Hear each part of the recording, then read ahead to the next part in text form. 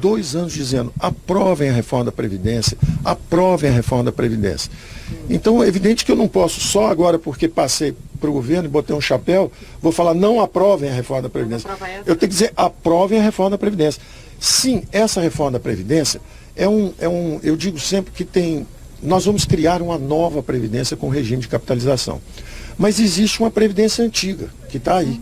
Então, além de um novo regime trabalhista previdenciário que nós deveremos criar para as futuras gerações, nós temos que consertar essa que está aí. O dinheiro tem que ir onde o povo está. O povo precisa de educação, saúde, saneamento. Então nós temos que fazer uma transformação do Estado. Em vez do dinheiro ficar lá em Brasília e alimentar essa corrupção que aconteceu no Brasil, o dinheiro tem que descer para estados e municípios para chegar às áreas sociais. Natuza está aqui. Natuza, boa tarde para você. Bom, o que não falta aí, claro, é assunto nessa reunião da equipe aí do novo presidente eleito, né, Jair Bolsonaro, que terminou agora há pouco, como bem trouxe para a gente o Murilo Salviano. Como é que você está vendo esse momento de transição e essa questão específica da reforma da Previdência, que é uma das bandeiras aí levantadas pelo Paulo Guedes? Hoje, de novo, ele veio sacudindo essa bandeira, né? Pois é, a transição, Cris, se inicia... Boa tarde para você, boa tarde, assinantes. A transição se inicia com uma sinalização muito contundente a favor da reforma da Previdência. Como a Juliana falava aqui, isso foi muito bem recebido pelo mercado financeiro e há uma espécie de consenso na área, na futura equipe econômica do presidente eleito Jair Bolsonaro, de que tem de ser rápido. Quanto mais rápido, melhor. Essas foram as palavras do próprio futuro ministro da Economia, Paulo Guedes. A grande dúvida agora é saber se esse desejo se transforma em realidade no Congresso Nacional. Neste Congresso, não o novo que vai chegar, mas neste agora. Por quê? Porque todas as sinalizações de Paulo Guedes são com a possibilidade de votação agora nos próximos 2 meses. Qual é a dificuldade? Eu conversei com alguns líderes do Congresso Nacional. Há uma espécie de avaliação de que na Câmara dos Deputados poderia até haver um pouco mais, Cris, de abertura para uma discussão agora, ainda que fosse muito mais difícil nesse momento derradeiro de fim de governo, fim dessa legislatura. E que no Senado as resistências à votação de uma reforma da Previdência agora, inclusive entre aqueles que apoiaram o texto do presidente Michel Temer, que seria mais difícil, encontraria mais dificuldades no Senado Federal. E a explicação é uma só. Os deputados e senadores que não foram reeleitos não vão querer, nas palavras desses líderes políticos, assumir o ônus de se votar uma reforma da Previdência. E aqueles parlamentares que agora voltam, portanto, dos seus redutos eleitorais depois dessa eleição e que foram reeleitos, vão querer negociar com o futuro governo e não com o governo do presidente Michel Temer. E aí, reforma da Previdência, a gente sempre volta para o mesmo lugar. É um projeto, é uma proposta de emenda à Constituição que exige quórum qualificado. Muita gente precisa dar o voto a favor para conseguir o avanço. Pode ser que na Câmara tenha até um pouco mais de abertura, mas ainda assim, o que existe agora, nesse momento, é uma avaliação de que haveria dificuldades para esse avanço. O mercado financeiro também ficou particularmente feliz com outro recado de Paulo Guedes, que foi a possibilidade de manutenção do presidente do Banco Central, William Gundfein, à frente da autoridade monetária. Há um projeto em tramitação dando independência ao Banco Central com um mandato não coincidente para os diretores da autoridade monetária, para o Banco Central, e isso é uma outra sinalização muito positiva. Então, Cris, para resumir, resumo da ópera, essa transição começa com uma tração muito clara a favor da reforma da Previdência, mas a gente ainda vai precisar ver se esse desejo se transforma em realidade nesse Congresso em finzinho de mandato. O que é importante é que esse desejo de urgência do futuro governo, mesmo que não ocorra agora a votação da reforma da Previdência na Câmara e no Senado, que seja muito rápido e muito breve a apresentação de um texto pelo futuro governo para que no ano que vem essa matéria seja liquidada. Bom, temos que muito conversar ainda hoje, Natuza. Já já eu te chamo de novo.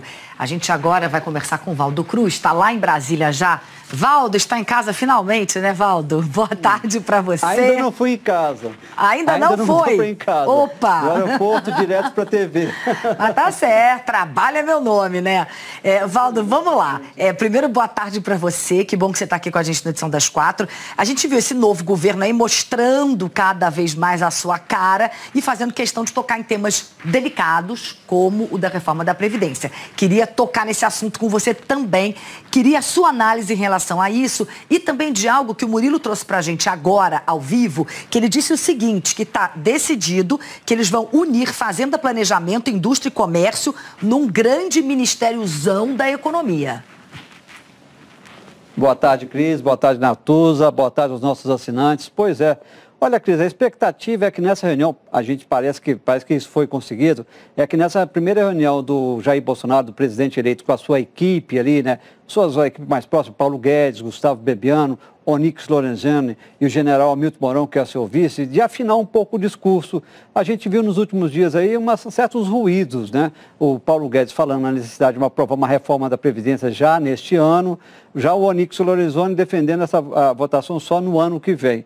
Aí o Jair Bolsonaro veio ontem, nas suas entrevistas, acabou fechando mais com o Paulo Guedes, definindo que também ele acha que é importante aprovar pelo menos uma parte dessa reforma da Previdência que está tramitando, que foi enviada pelo presidente Michel Temer. Pelo visto, essa é a posição que vai prevalecer. Exatamente nessa reunião foi afinado esse discurso dessa necessidade de pelo menos tentar. Como disse a Natuza, temos que checar se o atual Congresso vai ter disposição de aprovar essa medida, porque ela é importante. Na questão da reforma da Previdência, Cris, não tem outra saída, é reformar ou reformar. Afinal, nós temos um déficit previsto aí de 280 bilhões entre a previdência do setor público e a previdência do setor privado. E esse déficit sobe na casa de 50 bilhões a cada ano, ou seja, é uma conta que não fecha e no futuro todo o dinheiro do orçamento praticamente vai ser gasto exatamente para pagar benefícios previdenciários. Então, essa reforma tem que sair neste ano, pelo menos uma etapa dela, ou no ano que vem.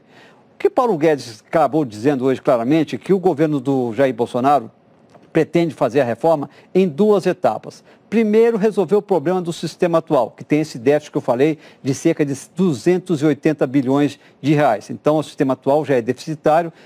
Então, essa reforma do governo do presidente Michel Temer, que está lá, exatamente dá uma possibilidade de ter um certo equilíbrio ali no médio e longo prazo para o sistema atual. Então, você aprovaria essa reforma que tramita lá para resolver esse problema de hoje. E aí, no futuro, talvez aí ao longo do governo do presidente Jair Bolsonaro, seria feita uma segunda etapa da reforma da Previdência, que seria exatamente com a adoção daquele sistema de capitalização. Pelo sistema atual, os trabalhadores contribuem, as empresas contribuem para bancar a aposentadoria de quem está ali na idade já exatamente de encerrar a sua carreira de trabalho. Pelo sistema da capitalização, todo mundo contribui, cada um contribui, faz uma conta individual para bancar sua aposentadoria no futuro. O problema desse sistema é que durante uma fase de transição, essa contribuição individual da pessoa não terá sido feita. Então o governo precisa entrar com uma parcela de dinheiro para bancar essa transição. E isso é muito caro. E hoje o governo não tem dinheiro. A tarefa do governo de Jair Bolsonaro é exatamente tentar zerar o déficit público, que no ano que vem está previsto ali de 139 bilhões, em um ano. Agora, se fosse criado esse sistema de capitalização já de saída, esse déficit, em vez de diminuir, poderia até aumentar. Por isso, exatamente, que Paulo Guedes sinaliza isso. Uma reforma da Previdência em duas etapas. Primeiro, resolve o problema da Previdência atual. E depois você cria o sistema de capitalização, Cris. Agora, Valdo, eu sei que você tem informações aí também sobre novos nomes que estão sendo cotados para o próximo governo, o governo do presidente eleito Jair Bolsonaro. Conta pra gente o que você já tem aí de apuração. Então, Cris, é o seguinte, a Marina Francischini mais cedo apurou ali no Congresso Nacional, com fontes ali de Jair Bolsonaro, que temos um nome cotado para assumir a presidência da Petrobras. É do economista Roberto Castelo Branco. Hoje ele é professor da Fundação Getúlio Vargas, já foi diretor da Vale e já também participou ali, foi membro do Conselho de Administração da própria Petrobras entre 2015 e 2016. Inclusive já foi também diretor do Banco Central no período do governo de José Sarney. Onde ele estudou? Estudou na Universidade de Chicago, também é onde estudou Paulo Guedes, ou seja, esse é um nome cotado para assumir a presidência da Petrobras durante o governo de Jair Bolsonaro. Outro nome aí que eu ia falar, a Natuza já disse, é a questão de Ilan Goldfein. A gente já vinha antecipando na Globo News essa informação com bastidores, a intenção de Jair Bolsonaro de manter Ilan Goldfein na presidência do Banco Central. Hoje, Paulo Guedes externou isso publicamente em ON. Ele falou claramente o seguinte, que tem intenção de manter Ilan Goldfein dentro de um projeto de independência do Banco Central. O projeto de independência do Banco Central de Paulo Guedes é muito semelhante ao que já tramita dentro do Congresso Nacional, que daria um mandato de 4 anos para a diretoria do Banco Central, não coincidente com o do presidente da República.